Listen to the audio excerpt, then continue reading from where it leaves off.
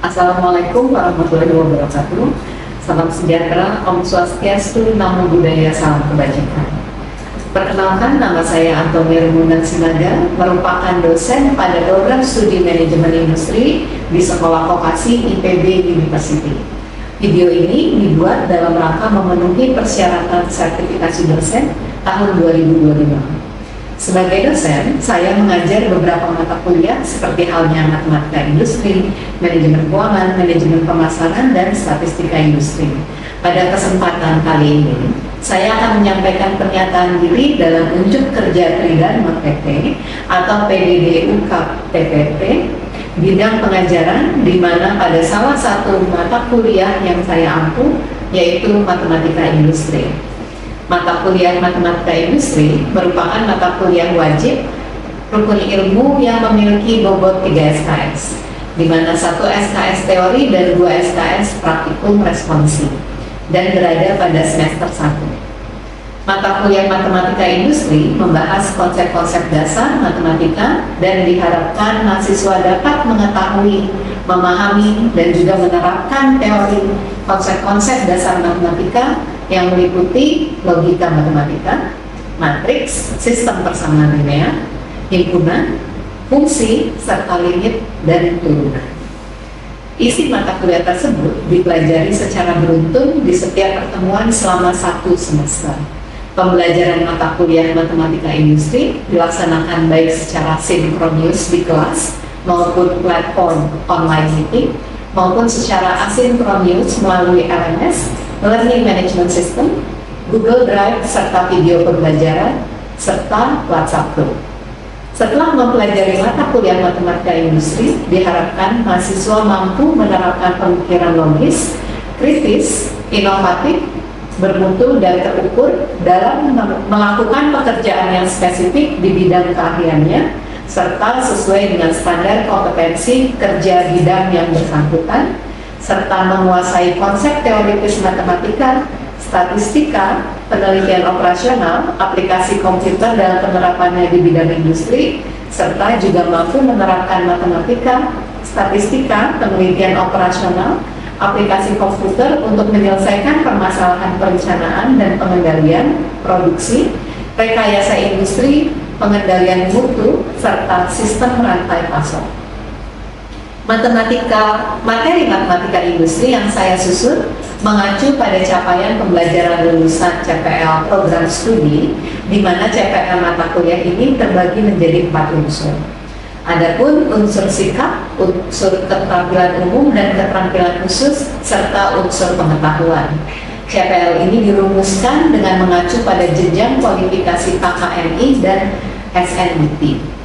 Dari CPL Prodi menurunkan capaian pembelajaran mata kuliah, dan dari CPMK menurunkan 6 sub CPMK. Dari 6 CPMK ini dibagi menjadi 14 kali pertemuan, tidak termasuk pertemuan UTS dan UAS. Berikut adalah penjelasan dari sub CPMK mata kuliah matematika industri. Yang pertama yaitu mampu membuat penarikan kesimpulan yang sahih berdasarkan logika matematika, mampu memahami konsep matriks, membuat suatu matriks, serta menyelesaikan persoalan-persoalan operasional matriks. Yang ketiga, mampu menyelesaikan permasalahan sistem persamaan linear. Yang keempat, mampu menyebutkan himpunan, mampu mendefinisikan himpunan dan mengoperasikan himpunan. Yang kelima, mampu menyebutkan bentuk umum fungsi, contoh fungsi, dan operasi aljabar fungsi. Dan yang keenam yaitu mampu menyelesaikan persoalan limit fungsi aljabar serta turunan fungsi. Adapun materi perkuliahan pada pertemuan pertama yaitu logika matematika pengantar, kalimat terbuka, tata hubung kalimat, dan nilai kebenaran proposisi. Pertemuan kedua logika matematika tabel kebenaran dan penarikan kesimpulan. Pertemuan ketiga matriks, jenis matriks. Pertemuan keempat matriks, operasi baris dasar. Pertemuan kelima matriks, determinan dan inverse. Pertemuan keenam sistem persamaan linear, kekonsistenan. Pertemuan ketujuh sistem persamaan linear, penyelesaian. Pertemuan ke-8 ujian tengah semester. Pertemuan ke-9 himpunan, pengertian atau definisi dan notasi. Pertemuan ke-10 himpunan, operasi himpunan. Pertemuan ke-11 fungsi, definisi dan jenis fungsi. Pertemuan ke-12 fungsi, operasi aljabar dan penerapan. Pertemuan ke-13 limit dan turunan, limit fungsi. Pertemuan ke-14 limit fungsi aljabar. Pertemuan ke-15 turunan dasar. Dan pertemuan ke-16 ujian akhir semester. Pada pertemuan pertama perkuliahan, saya akan menyampaikan kontrak perkuliahan dan rencana pembelajaran semester kepada mahasiswa yang berisi aturan perkuliahan, silabus komponen penilaian, dan bobot masing-masing dari komponen penilaian yang ada. Saya juga akan menyampaikan RPS kepada mahasiswa agar mereka memahami materi pembelajaran apa saja yang akan mereka dapatkan di mata kuliah matematika industri selama 1 semester ke depan. Pendekatan yang saya gunakan dalam pembelajaran yaitu menggunakan teknik di DIA, Delivery, Interactive, dan Assessment. Delivery adalah teknik penyampaian pengajaran dengan melakukan presentasi menggunakan bahan ajar PPT, serta modul latihan praktikum dan responsif. Selain itu, mahasiswa juga diberikan tantangan PJBL, Project Based Learning, dengan terjun langsung dan membantu masyarakat maupun UMKM menghadapi tantangan yang terkait dengan materi perkuliahan yang sesuai materi mata kuliah matematika industri sebagai sarana pembelajaran untuk mencapai kompetensi sikap, pengetahuan, dan keterampilan yang dicapai mahasiswa. Saya juga menggunakan case-based learning berbasis kasus yang melatih mahasiswa untuk mengeksplorasi dan memecahkan masalah dari kasus yang telah diberikan. Dalam interaktif, pembelajaran interaktif adalah pendekatan pembelajaran yang melibatkan interaksi aktif dengan antara mahasiswa, dosen, dan materi pembelajaran, di mana saya memotivasi diskusi dengan hot question, mempraktekkan mentoring sesama mahasiswa dan juga dengan dosen, dengan tujuannya adalah untuk meningkatkan keterlibatan mahasiswa, pemahaman materi, dan motivasi belajar. Dalam sisi assessment, dalam memberikan penilaian, saya mencoba memberikan penilaian seobjektif mungkin kepada mahasiswa, di mana penilaian tersebut terbagi menjadi teori, UTS 15% dan UAS 15%. Praktikum, UTS 20%, UAS 20%, kuis 1 10%, kuis kedua 10%, dan tugas 10%. Baik, selanjutnya saya akan menampilkan video pembelajaran pada mata kuliah matematika industri. Terima kasih atas perhatiannya. Selamat menyaksikan. Assalamualaikum warahmatullahi wabarakatuh. Waalaikumsalam warahmatullahi wabarakatuh. Sejahtera, Om Swastiastu, Namo Buddhaya, Salam Kebajikan. Nah, hari ini pagi-pagi kita mau belajar logika matematika. Mungkin ada yang udah dengar, mungkin ada yang udah belajar pada saat SMA atau mungkin SMP. Jadi ini mungkin sedikit mengulang nih, ya. Dan sepertinya karena kalian adalah baru masuk perkuliahan, sepertinya masih segar ya. Karena ini merupakan bahan yang di SNPTN kalau nggak salah. Ya. Apakah logika itu didefinisikan sebagai ilmu untuk berpikir? Dan sebenarnya ini merupakan konsep dasar matematika yang sangat penting untuk semua orang, apalagi kalian yang merupakan sudah masuk ke golongan akademisi. Karena akademisi itu harus berpikir tidak dengan asumsi, tidak juga dengan praduga, ya, tetapi harus dengan logika. Karena dengan logika itu kita berdasar dengan kenyataan dan dasar. Jadi kita bisa membedakan mana yang benar, mana yang salah, dan mana yang di luar dari benar dan salah. Kita harus bisa memiliki logika berpikir berdasarkan logika sistematis, dan juga di mana kita adalah seorang akademisi. Seperti itu ya. Ya, pentingnya belajar logika bisa dibaca meningkatkan kemampuan nalar. Ya, juga memperpanjang rangkaian penalaran itu untuk menyelesaikan problem-problem yang semakin kompleks. Karena semakin bertambah usia, problemnya juga semakin kompleks pastinya ya. Jadi bisa dipakai juga dalam kehidupan sehari-hari. Jadi tidak perlu mau teh atau kopi kan? Kopi, benar teh lagi deh. Nah ya, sudah langsung. Saya mau kopi, tidak tekan goyang. Kita langsung masuk ke proposisi, ya. Apakah yang dimaksud dengan proposisi? Proposisi adalah pernyataan yang memiliki dua kemungkinan nilai kebenaran.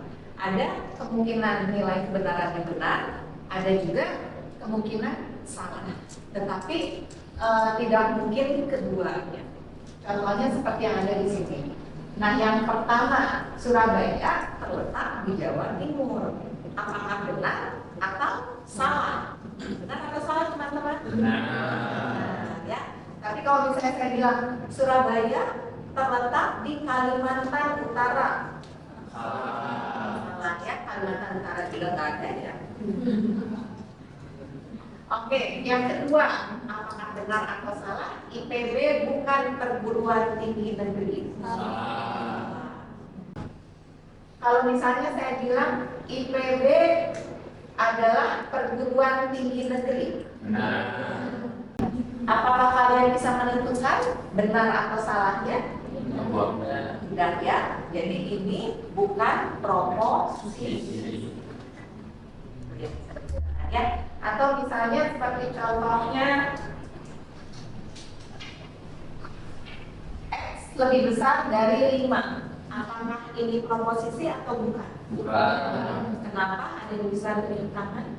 Ya, lagi. Terkait X itu kita belum tahu angkanya berapa. Jadi bisa jadi 4, bisa jadi 6. Oke, kalau misalnya 4 lebih besar dari 5. Salah. Ya, jadi yang atas ini proposisi atau bukan? Bukan. Yang bawah? Proposisi. Seperti ya, jadi kita bisa bedakan yang mana proposisi, mana ya. Nah, kita lanjut lagi. Nah, jadi di sini proposisi itu bisa memiliki dua kemungkinan ya, nilai kebenarannya. Bisa benar, bisa salah. Dan ada juga kita bisa lambangkan benar itu dengan 1. Kita bisa lambangkan juga salah dengan 0. Seperti itu. Jadi kalau misalnya yang tadi Surabaya terletak di Jawa Timur, berarti nilai kebenarannya 1 atau 0? 1. Kalau misalnya tadi juga IPB University merupakan perguruan tinggi negeri. 1 atau 0? Kalau saya bilang Surabaya terletak di Kalimantan, nilai kebenarannya 0. Seperti itu. Udah ya?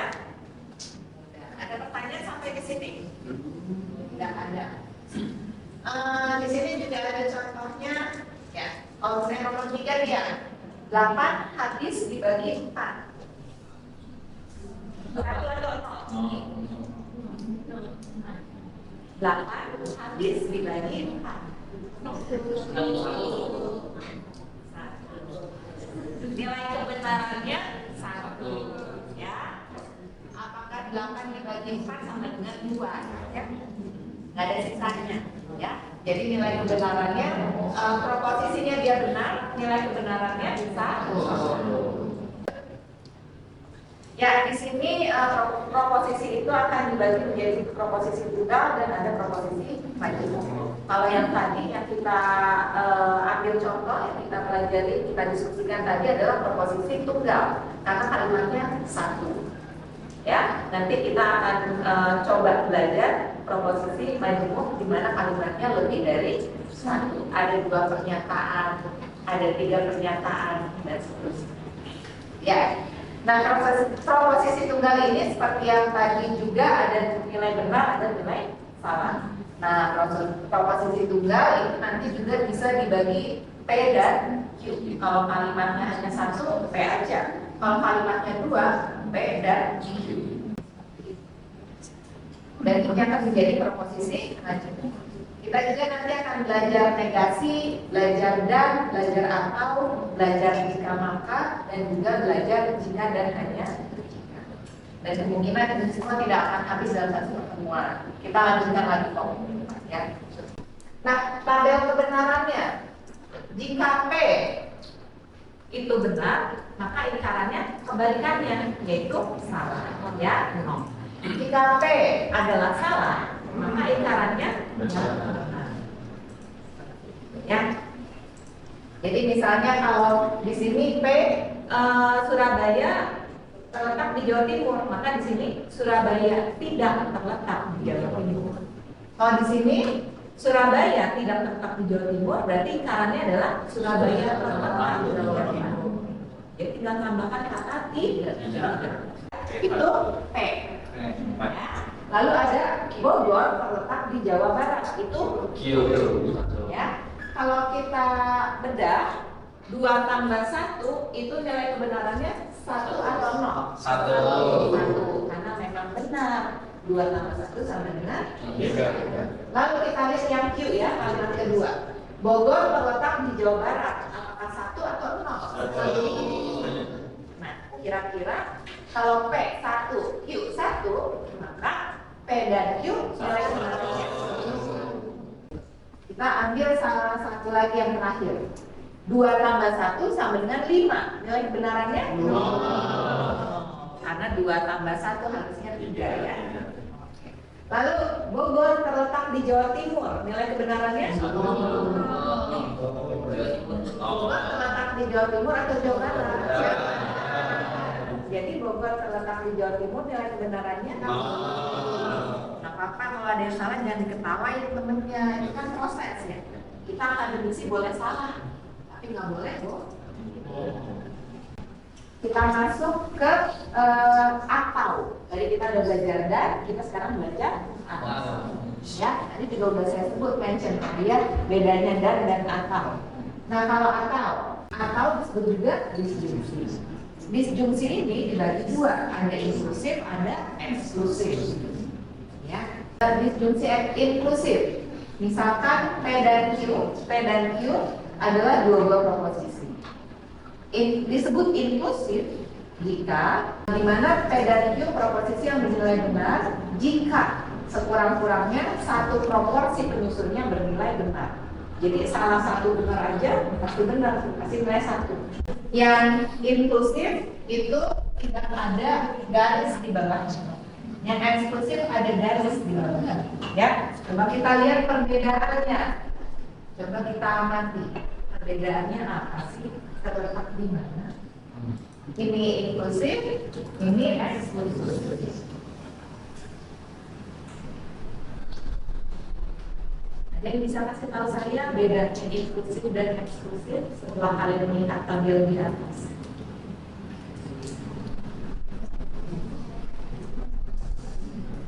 Ya, boleh. Eksklusif hanya boleh salah satu saja benar. Jadi P dan Q. Sedangkan inklusif Bisa salah satu saja atau 2. Iya, benar sekali ya. Kalau inklusif salah sekurang-kurangnya 1, tapi dia juga tidak apa-apa kalau ada 2 ya. 1 aja udah seneng, apalagi 2. Kalau kan inklusif mau megang semua, 1 orang masuk senang, 2 orang masuk tambah bahagia, itu inklusif kan. Sedangkan kalau eksklusif strict, 1 aja, di luar dari itu saya nggak mau. Ya, itu bedanya inklusif dengan eksklusif. Bisa dibedakan di sini yang tengah-tengah, yang atas ya.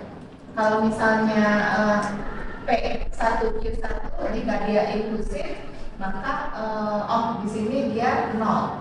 Sedangkan kalau misalnya inklusif dia 1, sedangkan jika eksklusif dia 0. Ya, karena dia hanya mau menerima yang 1 aja yang benar. Di luar daripada itu, eksklusif tidak mau.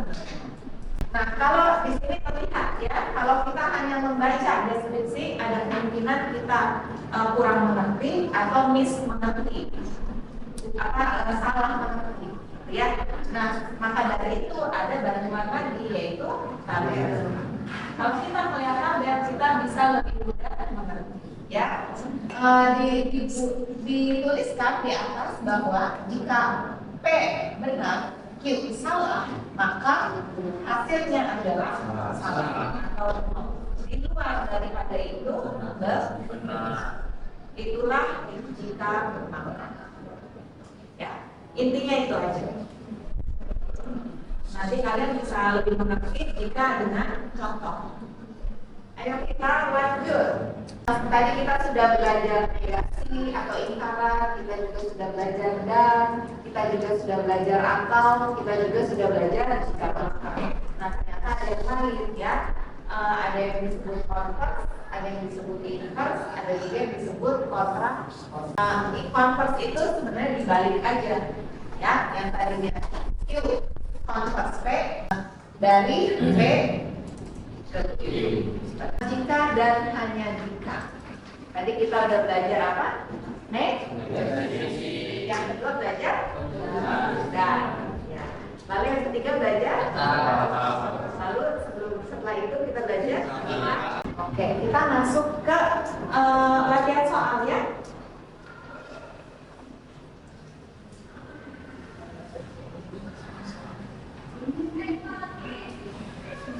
Nah ini saja. Tadi kan kita sudah latihan 1 ya. Kita sudah latihan 1. Sekarang saya minta kalian membuat 3 contoh pernyataan dan 3 contoh bukan pernyataan. Lalu buatlah juga 3 contoh proposisi dan 3 contoh bukan proposisi. Atau buat seperti inilah. Untuk saya minta ini aja lah. 3 contoh proposisi yang bernilai-nilai kebenaran benar, ya, dan 3 contoh proposisi memiliki nilai kebenarannya salah. Itu aja. Berdua.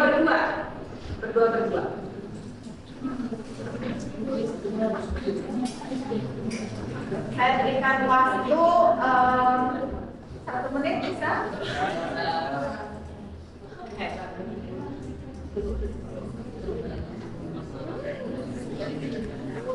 Bisa notasi matematika? Bisa?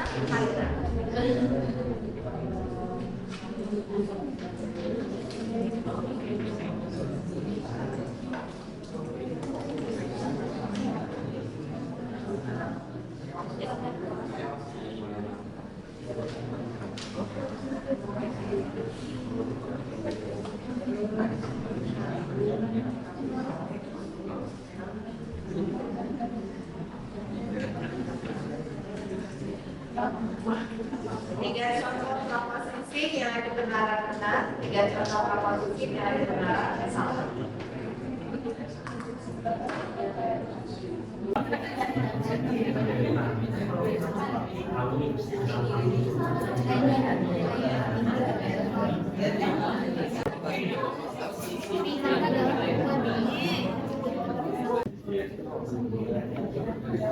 Udah ketemu apa? Coba lihat. IPB berada di Bogor. Oh, itu yang benar ya. IPB ternyata. Saya lihat tadi sudah banyak yang selesai ya. Dan saya harap diskusi jangan kalau misalnya saya minta 3 benar 3 salah lalu kalian bagi 2 karena kalian berdua, jangan. Karena yang saya mau kalian berdiskusi, bertukar pikiran ya. Tadi kan kalian bertukar pikiran antara 2 orang ya. Sekarang saya mau kalian bertukar pikiran antara 4 orang. Jadi kalian bisa lihat yang di sini, bisa diskusi dengan yang belakangnya. Kalian kasih tahu ya jawaban kalian seperti apa ke belakang. Kalian kasih tahu jawabannya ke depan. Seperti itu ya. Berempat. Kasih tahu jawabannya. Jadi mungkin bisa kasih masukan. Salah enggak ya.